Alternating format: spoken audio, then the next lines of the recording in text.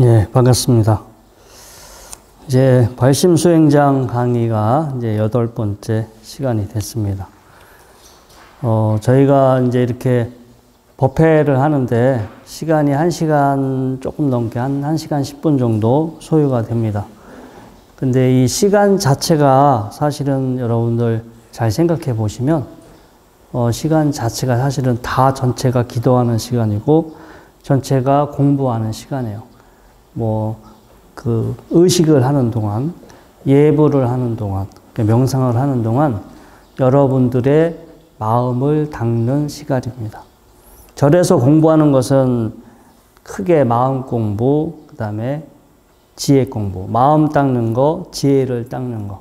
그래서 마음을 닦는 거는 뭔가 습관적으로 유익한 마음을 일으키는 거, 유익한 마음 상태를 자주 경험해서 유익한 마음 상태가 습관화시키는 거, 그것이 이제 마음을 닦는 거고요. 이제 지혜를 닦는 것은 내가 모르던 어떤 사실을, 몰랐던 것을 하나씩 알아가는 것. 그래서 무언가를 알아감으로 해서 내 마음의 괴로움을 없애가는 게 지혜를 닦는 건데요. 제가 예전에 저쪽 고창 선운사 살 때 스님들하고 어디 영화관을 갔는데 영화관 입구에 약간 3D 컨텐츠를 체험할 수 있는 작은 부스가 있었어. 어떤 이제 무슨 마트, 홈플러스인지 어디 롯데마트인지 마트 안에 있었던 것 같기도 하는데요.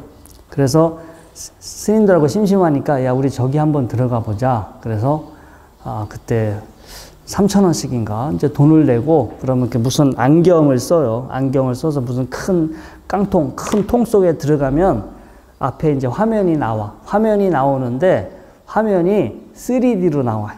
그래서 막 우리한테 뭐가 막 날라와. 근데 저는 야 이거는 3D 화면이고 내가 안경을 썼기 때문에 입체적으로 보이는 거기 때문에 이거는 가짜야 라고 생각을 해서 이렇게 보고 있는데 앞에 있는 스님들은 계속 뭔가 피해요. 이렇게 앉아서. 그래서 제가, 아니, 왜 피하냐고. 저거는 허상이라고. 지금 나한테 실제 날아오는 게 아니라, 화면에서만 보일 뿐이지. 나는 가만히 있고, 내 이 글래스에서만 보이는 거다라고 하는데, 내가 설명을 해줘도 한 스님은 끝까지 피하고 있어. 자기한테 부딪힐 것 같다고. 가끔, 유튜브에 이렇게 보면은 동물들한테 아이패드나 이렇게 그 텔레비전 화면으로 다른 동물들을 이렇게 보여줘. 그러면 그 동물들은 정말로 그 화면 속에 다른 동물이 있는 줄 알고 막 짖기도 하고 피하기도 하고 막 잡으려고 하기도 하고. 근데 인간의 눈으로 봤을 때는 야 저거는 화면 속에 가짜야. 화면 속에 가짜인데도 동물은 그런 경험이 없잖아요. 저게 화면 속에 가짜다. 아마 시간이 지난다면은 걔네들도 알아차릴 수 있겠지만 일단은 처음에 모르면 저게 마치 저 네모난 상자 안에 나한테 위협이 되는 뭔가 다른 동물이 있을 것이다 라고 생각하고 그거에 대해서 무서워하거나 지소되겠죠.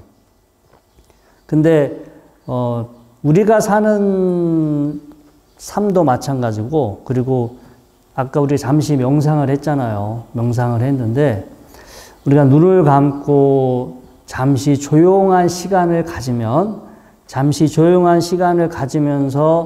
지금 이 순간에 주의를 기울이면 수많은 생각들이 떠오르고 있다는 것을 우리가 알아차릴 수 있어요. 근데 명상할 때만 생각이 떠오르는 게 아니라 늘 생각은 떠올라요. 늘 생각은 떠올리고 누구 다른 사람의 이야기를 들을 때, 무언가를 볼 때, 또 뭘 먹을 때 우리는 쉬지 않고 계속해서 어떤 생각들, 느낌들, 감정들이 떠올라요.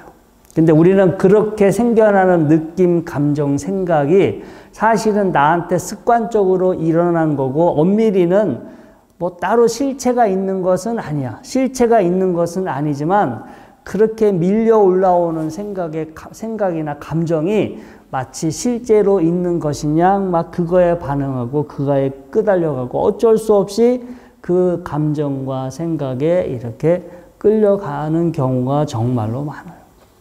근데 좀 더 우리가 공부를 하고 정신을 차리면 야, 이거는 습관적으로 일어나는 정신적인 어떤 작용, 그 다음에 느낌, 생각에 불과한 거지 이게 본래 뭐가 있는 것이 아니야 라고 우리가 공부를 한다면 알아차리겠고요. 공부를 하지 않는다면 정말로 저것이 있는 것처럼 생각하고 그것을 존재한다라고 생각하고 나한테 일어나는 느낌, 생각, 감정을 나의 것 혹은 그게 나야. 내가 누군가를 좋아한다는 걸 내가 좋아한다. 내가 누군가를 미워한다면 내가 저 사람을 미워한다. 나한테 일어나는 거를 나의 것 혹은 그게 나야 라고 자신과 분리시키지 못하고 동일시하게 돼요. 정말로 알고 보면 헛개비고 아까 우리가 이제 화면 속에 보이는 정말로 허상과 같은 건데 그런 것들을 우리가 제대로 알아차리지 못해서 그런 거에 속고 그런 거에 반응을 하면서 그냥 죽을 때까지 사는 거예요.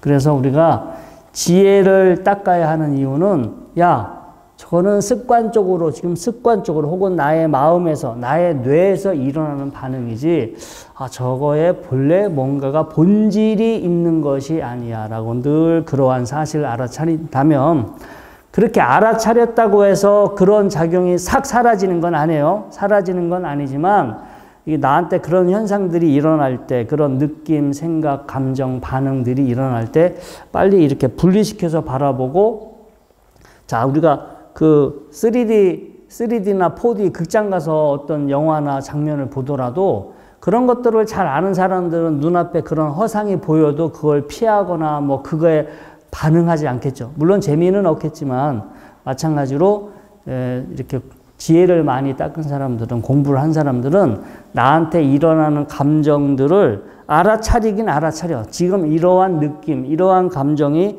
일어나고 있구나. 그게 전혀 안 일어나는 게 아니라 전혀 안 일어난다면 이제 알아안이 되겠죠. 하지만 평상시 우리가 살다 보면 분명히 습관과 그때의 조건에 의해서 발생을 할 거예요. 발생을 하더라도 이거는 습관과 조건에 의해서 지금 이렇게 일어나고 있고 이거는 내 것도 아니고 나도 아니고 뭔가 본질이 따로 있는 것이 아니야 라고 알아서 최대한 그거에 엮여가지 않아요. 그런 일어나는 현상들 그걸 전문 용어로 쌍카라라고 해요. 쌍카라. 네, 그렇게 일어나는 형상들에 내가 동요하지 않고 평화로운 것.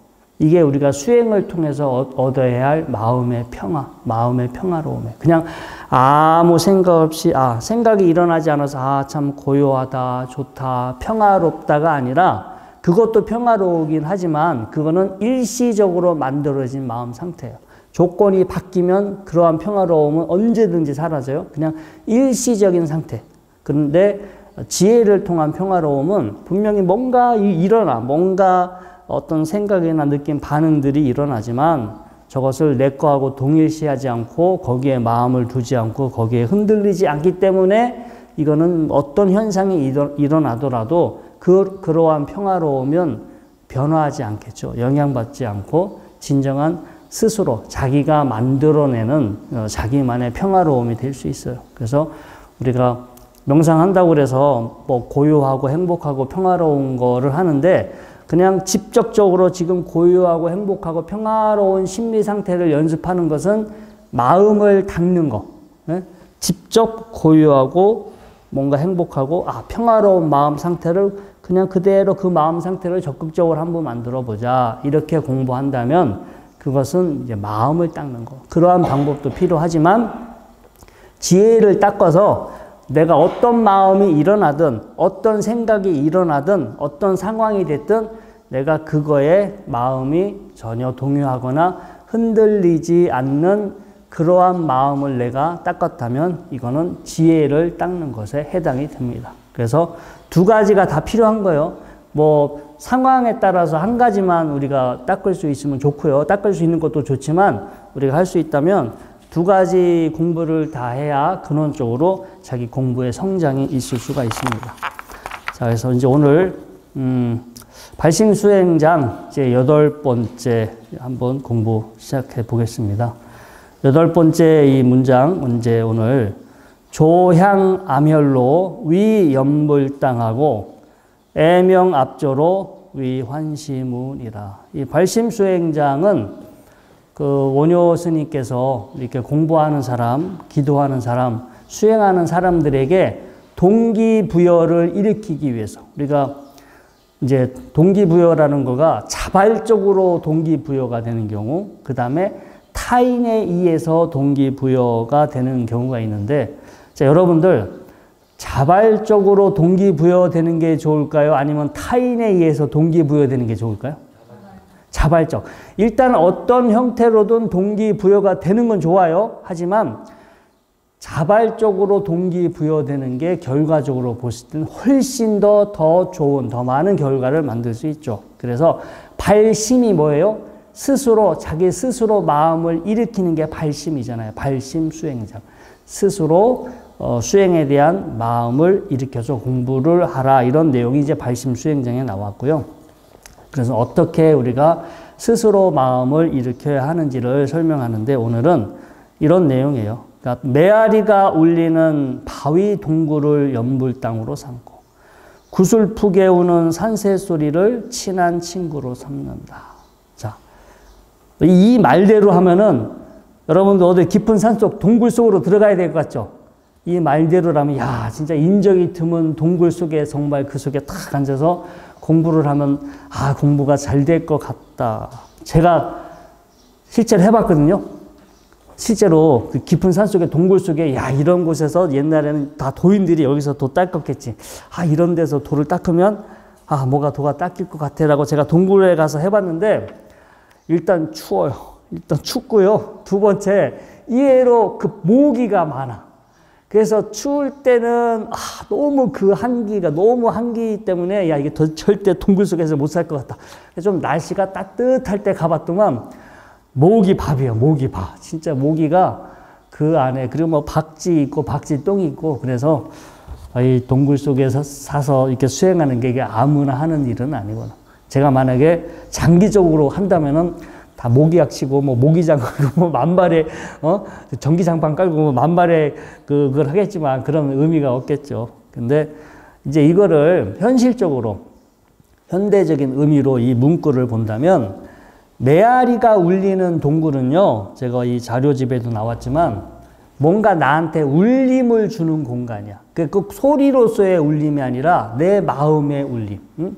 내 심금을 울려주는, 내 마음을 울려주는 그런 공간을 내 공부의 공간으로 삼으라는 거예요. 위연불당, 연불, 수행하는, 공부하는 연불당으로 삼으라고 했잖아요. 그래서 꼭 물리적으로 산속의 깊은 동굴이 아니라 내 마음을 울려주는 곳, 내가 공감을 할 수 있는 곳, 이렇게 동감해 줄 수 있는 어떤 그런 환경, 그런 조건, 또 그런 모임, 이런 것이 바로 여기서 말하는 동굴 속의 연불당이 될 수 있어요.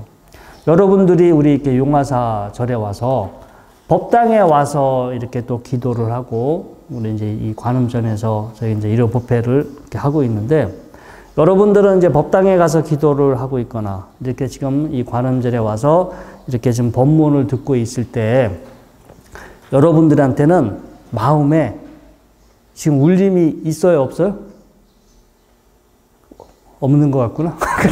죄송해요. 제가 다음부터 어떻게 울림을 만들어 드릴게요. 그냥 전혀 울림이 없는 것 같아요. 아니면은, 아무튼, 예, 이 어떤 공부, 이렇게 어떤 지금처럼 이런 법회나 기도나 강연이나, 아니면 서로 이렇게 공부하는 사람들끼리 이렇게 또 모임을 갖잖아요. 그런데 그냥 쓸데없는, 정말로 그 소모적인, 소비하는 어떤 그런, 그리고 나한테 별로 도움이 되지 않는 그런 공간이나 모임에서 시간을 보내지 말고, 만약에 우리가 공부하는 사람이라면 나한테 울림과 뭔가 공감을 이렇게 그런 자극을 줄 수 있는 그런 공간을 자주 가고, 그런 시간을 자주 만들고, 그렇게 해줄 수 있는 사람들과 자주 어울리고, 그러면은 여러분들이 스스로 수행하지 못한다 하더라도 그런 공간에 가서 그렇게 시간을 보낸다면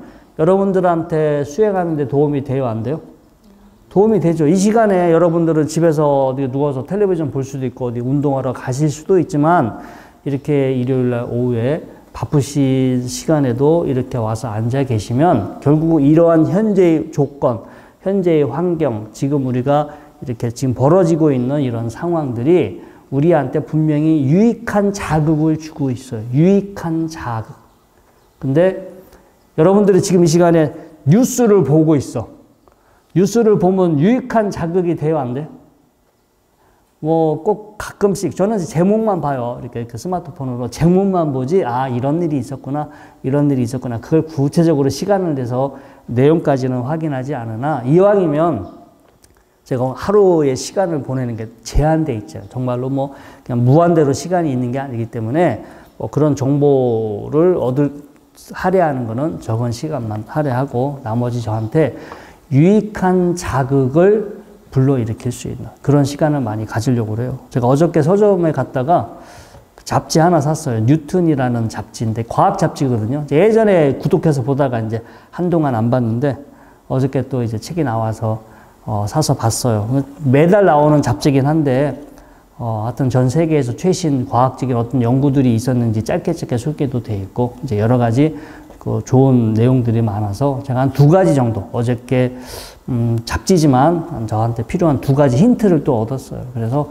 그런 것들도 내가 어떤 좋은 책을 읽는 것도 또 유튜브로 좋은 강연을 듣는 것도 여러분들에게 유익한 자극을 받을 수 있는 거잖아요. 그래서 적극적으로 그런 시간을 많이 가지시면 좋고요. 그리고 이제 어디 가서 봉사활동 하는 거, 이제 봉사활동 하는 것도 이제 여러분들이 내가 타인으로부터 뭔가 울림을 받거나 타인으로부터 자극을 받는 것만 생각하시는 것이 아니라 내가 타인에게 울림이 되어야 되니까 어떻게 내가 다른 사람들에게 좋은 자극을 줄까, 좋은 울림을 전해줄까. 여러분들이 이렇게 봉사하고 그렇게 그 봉사하는 모습은 되게 아름답고요. 아름다운 그러한 모습에 이렇게 누군가 봉사하는 모습을 보면 봉사하지 않는 사람들이 정신이 멀쩡하다면 아, 난 부끄러워.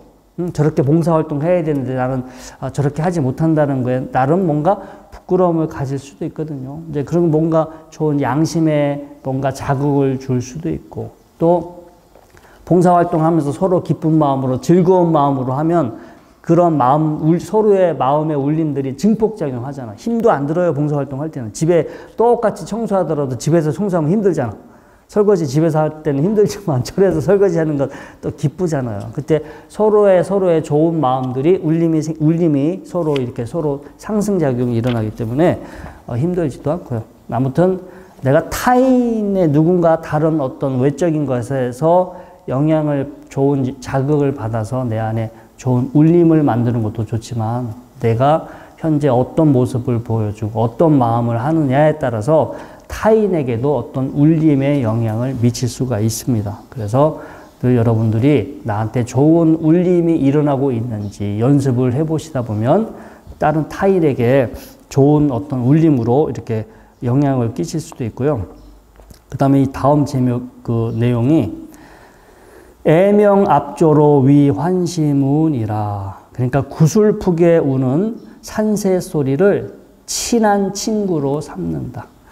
이 말 그대로 제가 작년에 저 진천에 어디 약간 시골 마을에 이렇게 산 적이 있었는데 아침 되면은 새가 이렇게 구슬프게 울어요. 하여튼 제가 새 이름을 뭔가가 이렇게 좀 약간 음산한 소리로 우는 새가 있어. 제가 제목은 한번 들었다가 이름이 좀 길어서 제가 까먹긴 했는데요.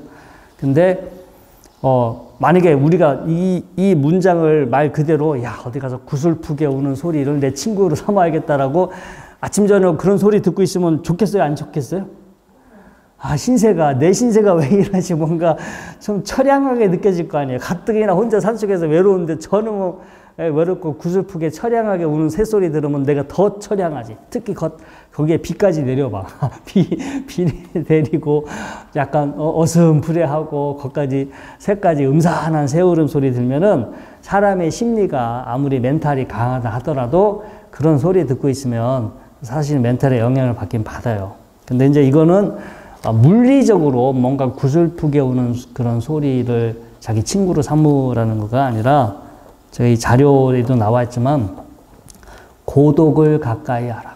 예? 고독한 시간. 자기 혼자만의 시간을 그거를 친구로 삼으라는 거예요. 이게 은유인 것 같아요. 슬프게 우는 새가 옆에 있다는 것은 지금 옆에 누가 없어. 옆에 친구가 있으면 뭐 그 새소리가 슬프게 우는 새소리를 안 들리겠죠? 친구하고 떠들기 바빠가지고 새소리를 안 들릴 거예요. 그런데 아무튼 이런 새소리가 상징하는 것은 혼자만의 고요한 시간, 어떤 뭐 고독, 그 다음에 외로움과 적막함 이런 것들을 그런 시간 자체를 가까이 하고 즐기라는 거예요. 근데 이게 왜 필요하냐? 사람은 없어봐야 있음의 가치를 느껴. 예? 없어봐. 본래부터 없으면 그게 있는지 없는지 몰라요. 본래부터 없으면 그걸 있는지 없는지도 모르는데 그게 뭔가 우리가 한번 고독, 결핍을 했을 때 너무 그걸 부정적으로만 생각하지 마시고 무언가 없음이 됐을 때 있음의 가치가 보여요. 무언가가 없을 때 있다라는 거에 어떤 우리가 옆에 가족들이나 친구나 이런 분들도 옆에 늘 같이 있으면 별로 크게 정말로 소중하다, 가치 있다 이렇게 생각이 잘 안 드는데 정말로 오랫동안 떨어져 있을 때 혹은 영원히 내가 두 번 다시 내가 못 볼 수도 있겠구나. 이게 뭔가 없음, 부재, 결핍의 어떤 상황에 처했을 때 그때 있음의 가치가 새롭게 우리가 알게 되겠죠. 그리고 우리가 그런 거를 맞서야 돼요. 우리가 공부를 하다 보면 사실 세상에 뭐가 있을 것 같지만 본질은 없어. 조건들이 만나서 작용을 해. 수많은 조건들이 만나서 어떤 상황이 만들어지나 그 안에 이거야 저거야 라고 꼭 집어서 이게 뭔가 실체가 있진 않아요. 이 앞에 촛불이 켜져 있지만 분명히 우리 눈앞에는 불꽃이 있어. 근데 저 불꽃의 본질이 뭔가를 아무리 보려고 하면 초에 있는 것도 아니고 심지에 있는 것도 아니고 공기에 있는 것도 아니고 그 세 가지가 만나서 타고 있을 때 불꽃이 있는 거지 어디에 심지 속에 불꽃이 있는 것도 아니고 초 속에 있는 것도 아니고 공기 중에 있는 것도 아니고 뭐 어디 성냥에 있는 것도 아니고 그게 불꽃이라는 것은 찾을 수는 없어요. 조건들이 만나서 작용을 하고 있으나 무언가 본질적인 거 알맹이 실체가 있는 것은 아니구나. 우리가 이제 예를 들어서 누군가를 사랑한다, 좋아한다 하면은 현상은 있어요. 좋아한다, 사랑한다라는 현상이 있는데 그러면 그 안에 이게 도대체 사랑이 어디 있는 건지, 좋아한다라는 게 어디 있는 건지, 누군가를 미워하고 원망을 할 때 그 미워함이나 원망함의 그 실체, 그 뭔가 있어야 될 거 아니에요. 근데 아무리 찾아봐도 없어. 여러 조건들이 만나서 일어나는 상황이고 일어나는 현상일 뿐이지 알맹이가 따로 있지 않다. 제가 여러분들한테 지금 이렇게 이야기를 하고 있지만 그냥 말이잖아, 말. 그냥 제가 입에서 어떤 소리를 냈고 소리가 공기의 진동을 일으켜서 공기의 진동이 여러분들 고막에 부딪혀서 뇌에서 그 신호를 인지하고 있어요. 그런 프로세서, 전체적인 하나의 상황 과정은 있지만 거기에 제 목소리라고 하는 실체는 따로 없어요. 지금 제가 말하고 있는 말의 내용이나 말의 실체는 없어요. 그냥 공기의 진동을 여러분들이 이런 말이다 저런 말이다 머릿속으로 생각하고 상상하고 반응하고 있는 상황일 뿐 뭐가 또 없어. 근데 그게 우리가 살고 있는 현실의 본질이야. 그래서 뭔가가 없구나. 무언가가 없을 수도 있구나. 근데 무언가가 없다라는 거를 우리가 그거를 인정하고 받아들이고 그럼에도 불구하고 그런 거에 무너지지 않고 무언가 없지만 내가 늘 새롭게 만들어 가면 되겠구나. 뭔가 없다고 해서 아무것도 하지 말고 포기하고 그냥 너무 이렇게 부정적인 심리 상태로 이렇게 무너져 내릴 것이 아니라 분명히 조건이 만나서 작용하고 있는 현상, 조건이 만나서 작용하고 있는 상황은 있기 때문에 내가 할 수 있으면 나도 좋고 남들도 좋게 할 수 있는 어떤 그런 업을 지으면서 살아갈 수도 있고. 근데 아무튼 뭔가 본질적인 것은 없을 수도 있다. 그래서 없다라는 거를 무조건 외면하고 회피할 것이 아니라 우리의 본질은 아무것도 없을 수도 있고 아무것도 아닐 수도 있다라는 거를 우리가 늘 그러한 거를 알아차리는 거예요. 그게 사실 이게 고독하고 외롭고 적막하고 무언가 이렇게 사실 없는 상태잖아요. 무언가 부족하고 없는 상태인데 무언가를 채우려고 하고 무언가를 가지려고 하고 무언가가 반드시 있어야만 여기 내가 있어야 되고 내 것이 있어야만이 뭔가 모든 것들이 완성되고 풍족해지는 것이 아니라 본질적인 것은 없을 수도 있구나. 나도 없을 수도 있고 나의 것도 없을 수도 있구나. 없다라는 거를 우리가 그런 식으로 알아차리고 공부하고 준비를 해야 돼요. 언젠가는 없어질 거예요. 여러분들 것도 없어질 것이고 여러분들도 없어질 수도 있어. 사람들은 상상으로 나는 없어지지 않고 죽어서도 다음 생에 어딘가에 태어나서 나는 영원히 있을 거야 라고 생각할 수도 있으나 가서 보자고요. 이런지 없는지는 아무튼 지금은 확인 불가능한 거니까. 그래서 우리가 이렇게 뭔가 있음이 아니라 없음을 통해서도 이제 공부를 할 수 있고요. 그리고 사람이 그렇게 이제 고독의 시간, 그 다음에 혼자만의 시간, 무언가 결핍되고 이렇게 뭔가 부족한 상황에서 그때 자신을 발견하는 것 같아요. 사람은 나라는 건 아까 제가 방금 전에도 말씀드렸지만 어떤 실체가 따로 있지는 않고요. 내가 살아오면서 내가 알게 모르게 만든 습관이 바로 나인 것 같아요. 내가 어떻게 말하는지, 어떻게 생각하는지, 어떻게 행동하는지. 결국 99% 습관대로 살거든요.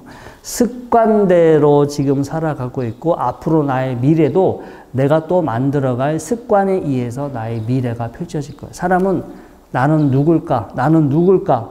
그래서 나라는 건 따로 있는 게 아니라 지금 내가 살아오면서 나한테 형성된, 살아오면서 내가 만든 그 습관이 바로 나고요. 그래서 우리가 막 정신없이 바쁘게 살 때는 사람은 대부분 자기 습관 알아차리지 못해요. 타인은 그 사람의 습관을 잘 이렇게 지적해 주는데 정작 자기 자신은 그 습관과 동일시해서 살아왔기 때문에 그 습관을 알아차리지 못하는 경우가 많아요. 우리가 이제 노숙자들 가까이 가면 냄새 나잖아요. 그 노숙자들은 스스로 자기 냄새 잘 못 맡거든요. 하도 거기에 젖어 있기 때문에 자기 냄새 못 맡아요. 저도 지금 사실 총각 냄새가 이제 나이가 얼굴에 검버선도 피고 이제 서서히 노화되면서 알게 모르게 몸에서 노총각 그 호레비 냄새가 난다고 하는데 저는 하나도 안 나. 저는 뭐 전혀 제 방이나 제 옷이나 아무것도 냄새가 안 나지만 다른 분들이 제 방에 들어가거나 저게 가까이 가게 되면 호레비 냄새가 난다고 그래요. 아무튼 뭐 저한테는 냄새가 안 느껴지니까 저는 불편하지 않아요. 불편하지 않은데 마찬가지로 자기한테 이렇게 그 습관, 자기한테 이렇게 지금 쌓여온 습관은 스스로 알아차리지 못하고 이렇게 고독의 시간, 혼자 있는 시간 여러분들이 좀 더 긍정적으로 자기 자신을 바라본다면 나는 누구일까의 해답을 얻을 것 같아요. 나는 누구일까? 내가 이제까지 살아오면서 어떤 습관에 의해서 살아왔는지, 현재 나의 어떤 습관을 가지고 있는지, 그리고 미래 나의 모습은 결정되지 않았어요. 왜냐? 내가 습관을 새롭게 결정하고 나는 이런 습관대로 살 거야 라고 스스로 노력하면 사람의 습관은 바뀌고 그 사람의 습관이 바뀐다면 그 사람의 정체성은 달라집니다. 습관이 바뀌면 그 사람의 정체성, 그 사람의 삶의 미래도 달라지겠죠. 여러분들이 보시기에 저의 미래는 지금부터 훨씬 더 팔자가 잘 필 것 같아요. 아니면 뭔가 더 늙어서 나이 먹어서 기운 빠지고 힘 빠지고 뭔가 이렇게 쇠퇴해야 될 것 같아요. 저 천안통이 안 열려서 잘 모르시겠죠? 아무튼 저는 다른 사람들을 이렇게 관찰할 때 그분이 지금 어떤 습관대로 살아가고 있는지를 보여요. 그 습관이 그 사람을 성장하게 해주는 습관인지 그 사람을 이렇게 퇴보하게 하는 발전 없이 그냥 살게 하는 습관인지를 잘 알아차리고 그리고 그분을 반면교사 삼아서 제 자신도 봐요. 내가 지금 현재 이 꼬라지는 이런 꼬라지인데 내년쯤이면 내가 어떤 저의 처한 환경이 어떻게 바뀔 것인가를 중요시하지 않고요.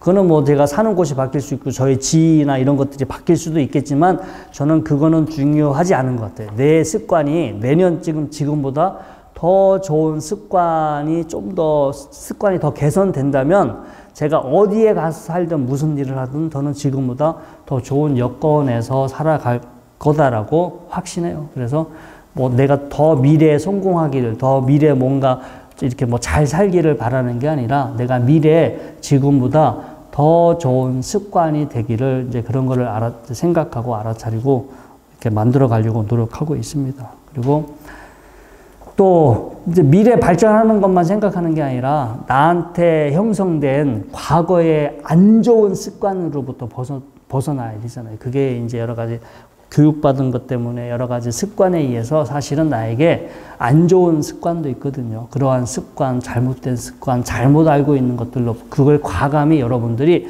버릴 수 있어야 사람이 또 발전할 수 있죠. 우리가 이제 금강경이라는 거 보면 이 금강경의 앞에 제목이 바즈라 체득가. 바즈라가 이게 금강, 다이아몬드, 금강, 체득가가 자르다, 깨다. 근데 우리가 아는 금강경은 그 체득가, 깨다, 깨부수다, 이 자르다 그 단어가 빠진 걸로만 제목을 알고 있는데 원 제목은 금강석처럼 다이아몬드처럼 단단한 나의 상을 깨부수는 경의 원 제목은 금강석처럼 다이아몬드처럼 단단한 나의 견해, 나의 습관, 나의 상을 깨부수어 주는 경이 오리지널 경의 제목인데 그 체득가라는 말이 빠진 상태로 우리가 흔히 이렇게 추객형으로 해서 금강경 하니까 무슨 금강석, 다이아몬드처럼 그냥 귀한, 소중한 그런 존귀한 가르침이다. 이렇게만 알고 있는데 원 제목을 여러분들 유튜브에서 꼭 검색해서 확인해 보시기 바랍니다. 이제 금강경에서 그 제목에서 그렇게 설명한 것처럼 사실 사람의 습관, 나한테 이렇게 지금 내가 가지고 있는 습관, 내가 가지고 있는 견해, 내가 가지고 있는 어떤 정서나 관습을 바꾼다는 건 정말 어려워요. 그 다이아몬드 깨부수는 것보다 더 어려울 수도 있겠으나 아무튼 우리가 노력을 하면 노력하는 만큼 어느 정도 변화를 만들어낼 수 있고요. 변화가 된다면 습관이 바뀌고 또 습관이 바뀐다면 나의 삶의 질이 달라질 수 있습니다. 그리고 우리가 이렇게 하다 보면은 살아왔을 때 무언가